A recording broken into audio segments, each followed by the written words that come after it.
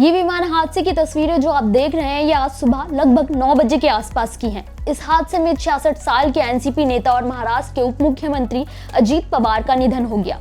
बताया जा रहा है कि विमान में 5 लोग और सवार थे जिनकी भी इस हादसे में मौत हो गई। अजीत पवार चुनाव प्रचार के लिए मुंबई से बारामती जा रहे थे। विमान की लैंडिंग के दौरान ये हादसा हो गया। आपको बता दें कि अजीत पवार का जन्म 22 जुलाई 1959 को महाराष्ट्र के अहमदनगर जिले के देवलाली प्रवरा गांव में हुआ था।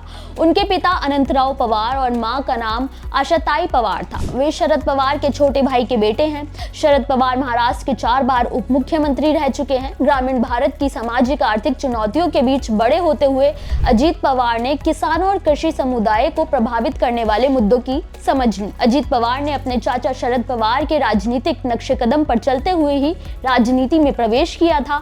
जनता और समर्थकों के बीच उन्हें दादा के नाम से जाना जाता था। अजीत पवार ने राजनीतिक करियर की शुरुआत 1982 में की, जब वह 20 साल के थे। उन्होंने सबसे पहले एक चीनी सहकारी संस्था का चुनाव लड़ा।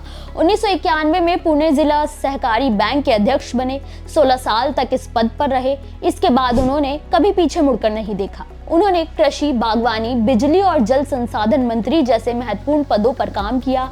अजीत पवार को महाराष्ट्र की राजनीति में महत्वाकांक्षी और प्रभावशाली नेता माना जाता है। उनकी पत्नी भी राजनीति में काफी एक्टिव हैं। 2009 के विधानसभा चुनाव के बाद उन्होंने उप मुख्यमंत्री बनने की इच्छा जताई थी, लेकिन उस समय ये पद छगन भुजबल को मिला। हालांकि दिसंबर 2010 में वह पहली बार मुख्यमंत्री बने। 2013 में उनका नाम सिंचाई घोटाले से जुड़े विवाद में आया और उन्हें इस्तीफा देना पड़ा। बाद में उन्हें क्लीन चिट मिली और वह फिर से पद पर वापस लौटे। अजीत पवार को एक मजबूत संगठनकर्ता और प्रशासनिक अनुभव वाले नेता के रूप में देखा जाता है। राजनीतिक मतभेदों के बाद भी उन्होंने हमेशा खुद को शरद पवार का अनुयायी बताया है। अजीत पवार के निधन पर पीएम मोदी ने दुख जताया है। उन्होंने देवेंद्र फडणवीस से फोन पर बातचीत करके जानकारी ली है।